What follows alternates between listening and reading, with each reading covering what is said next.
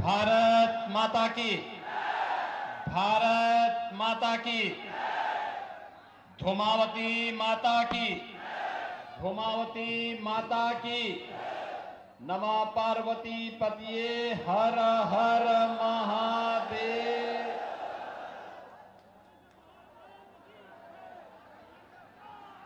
Bharatiya Janata party के लोकप्रिय सांसद मैं महेंद्र सिंह सोलंकी जी,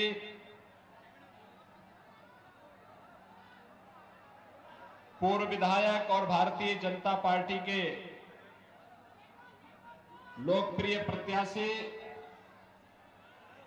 डॉक्टर राजेश सोनकर जी,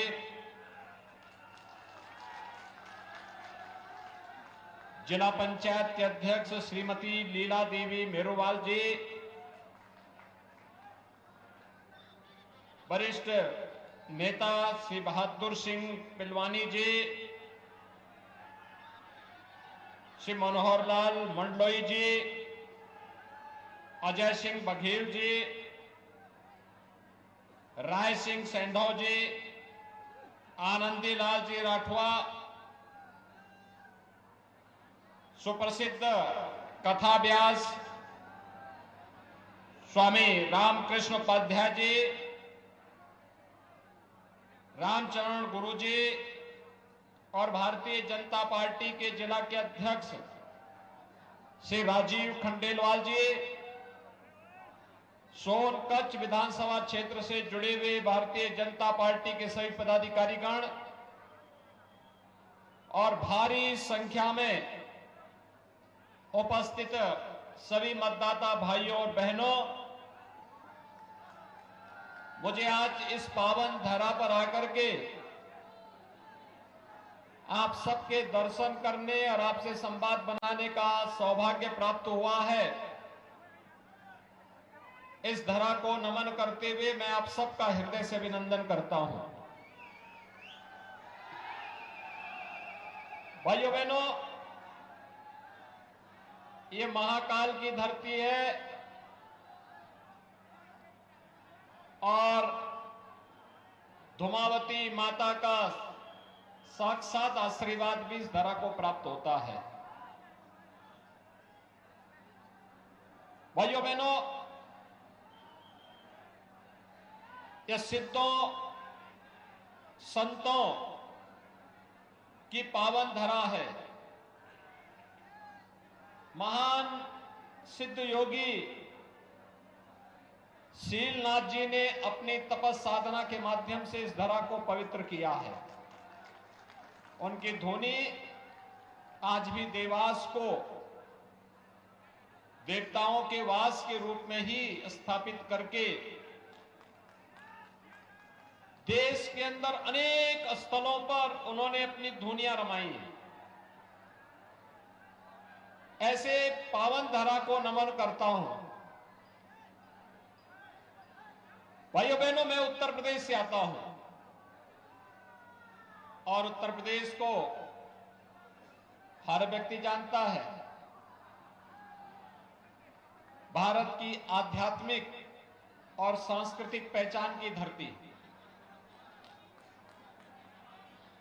उत्तर प्रदेश आज बदलाव के एक नए मोड़ पर खड़ा है। परिवर्तन कैसे आता है, इसका एक उदाहरण बना है। भारत ने पिछले 9-9.5 वर्ष के अंदर प्रधानमंत्री मोदी जी के नेतृत्व में दुनिया में जो पहचान बनाई है वो हम सबके सामने है। भाइयों बहनों, दुनिया में भारत का जो सम्मान बढ़ा है, यह सम्मान भारत के 140 करोड़ की आबादी का बढ़ा है। 2014 के पहले भारत का नागरिक दुनिया में कहीं जाता था, सम्मान नहीं पाता था।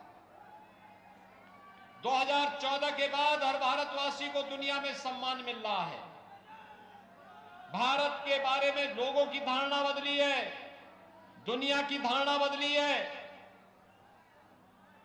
और दुनिया के हर संकट में समाधान लोग भारत की ओर और प्रधानमंत्री मोदी जी की ओर आशा भरी निगाहों के साथ देखते हैं।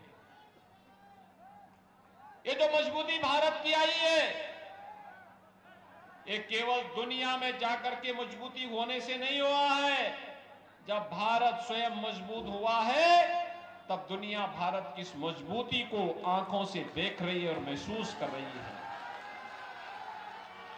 एक नया भारत, एक नए भारत का दर्शन हो रहा है। जो नया भारत 140 करोड़ लोगों को एकजुट होकर के भी रख सकता है, रखने की सामर्थ्य रखता है, तो अपनी आस्था के स्थलों को भी सम्मान देना जानता है। अपने दोस्तों के साथ दोस्ती और दुश्मनों को मिट्टी में मिलाना भी जानता है। भाइयों बहनों, आज कोई भारत की तरफ टेढ़ी निगाहों से नहीं देख सकता है। देख रहे हैं ना आज भारत, नया भारत कैसा है। आज कोई दुश्मन घुसपैठ नहीं करता है। फर्क साफ है।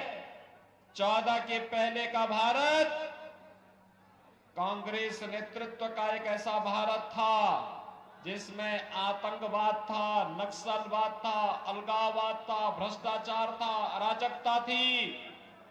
और 14 के बाद का भारत जिसमें आतंकवाद की समस्या का समाधान, नक्सलवाद की समस्या का समाधान, अलगाववाद की समस्या का समाधान और तकनीक लाकर के भ्रष्टाचार की समस्या का समाधान भी। कांग्रेस समस्या का नाम है और भाजपा समाधान का नाम है।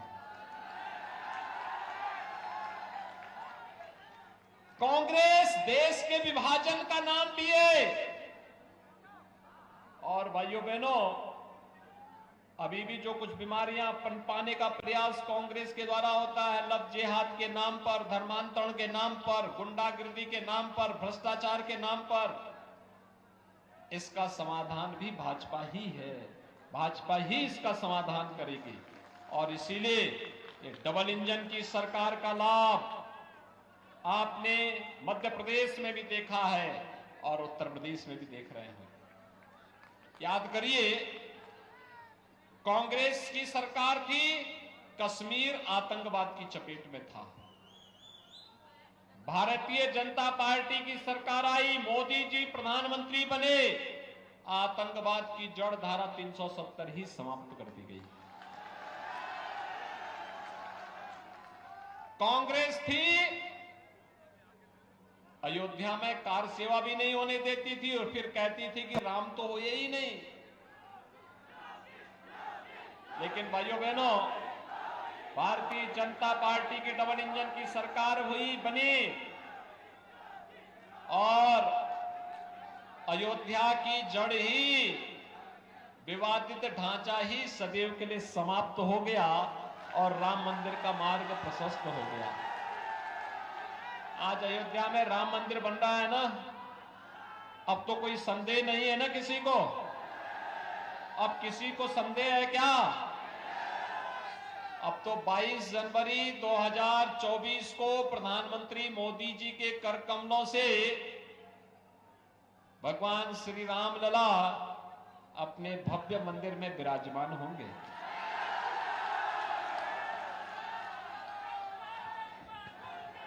इसमें कोई संदेह नहीं है ना? कोई संदेह है क्या? कोई संदेह किसी को नहीं होना चाहिए। और भारतीय जनता पार्टी ही है। काशी में काशी विश्वनाथ धाम, उत्तराखंड के केदारपुरी में केदारपुरी की स्थापना और महाकाल में महालोक के अनुभूति भी सबको करा रहा है। क्या ये कांग्रेस कर पाती? क्या ये कांग्रेस के बस का नहीं है। कांग्रेस तो भाइयों बहनों, मैंने पहले भी कहा, देश की समस्या का नाम कांग्रेस है। और इसीलिए मैं आपसे कहने के लिए आया हूं, कांग्रेस अगर चाहती, लंबे समय तक शासन किया था, कांग्रेस ने लंबे समय तक शासन किया था। और भाइयों बहनों, अगर कांग्रेस साथी उनको लेके चले जाओ वहां से, तुरंत उठा के उनको मेडिकल एड दिला दो। आराम से उठाओ भाई।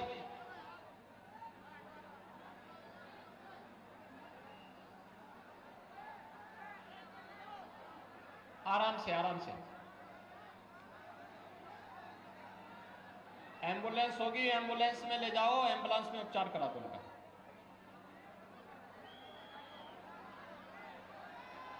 भाइयों बहनों, सांसद जी आप चले जाइए। भाइयों बहनों, 1947 में आजाद भारत के अंदर पहली सरकार कांग्रेस नेतृत्व में बनी थी।